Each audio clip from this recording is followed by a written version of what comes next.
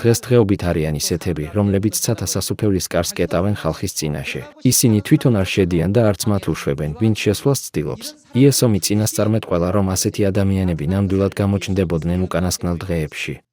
ბევრი რელიგიური ლიდერია, რომლებიც აცხადებენ, რომ სწამთ ღმერთის, მაგრამ გამუდმებით აკეთებენ იმას, რაც ღვთის სიტყვას ეწინააღმდეგება. ჩვენ ადვილად შეგვიძლია ასეთი ადამიანების პოვნა ჩვენს მახლობლად. შემდეგ კი, მოდით, ამ ადამიანების ერთი დამახასიათებელი ნიშანი გამოვავლინოთ. იესომ წინასწარმეტყველა, რომ ასეთი ადამიანები კონკრეტული ჯგუფიდან გამოჩნდებოდნენ.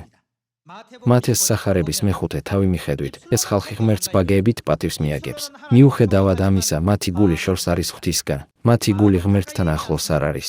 დაწერილია, ამაოდ მცემენ თაყვანს, რა კი ადამიანთა მცნებებს მოძღვრებასავით ასწავლიან. თუ ამაოდ ვიწამებთ ღმერთს, შევძლებთ კი ცათასასუფეველში წასვლას. შეგვიძლია თუ არა გადარჩენა? შეგიძლია თუ არა მარადიული სიცოცხლის მიღება? მაშ, რა არის ადამიანთა მცნებები? ღვთის მცნება შაბათია, მაგრამ რომელია ადამიანთა მცნება, რომელიც ეწინააღმდეგება ღვთის მცნებას? კვირადღის ღვთისმსახურება. ეს არის ადამიანთა მცნება, რომელიც ბიბლიაში არ მოიძებნება. ეს არის ადამიანური წესი, რომელიც ასევე ადამიანთა სტანდარტია. ეს არ არის წესი, რომელიც შეიცავს ღვთის ხსნის დაპირებას. ის ღვთისგან არ არის. ამ ტიპის მცნებებს ადამიანთა მცნებები ეწოდება. ეს ადამიანის მიერ შექმნილი წესია.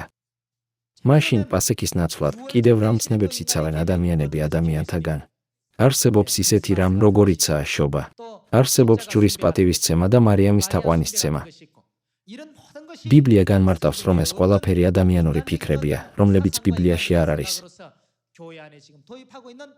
ეს დოქტრინები ეკლესიაში შემოიღეს, ისინი ყველა ადამიანთა მცნებაა.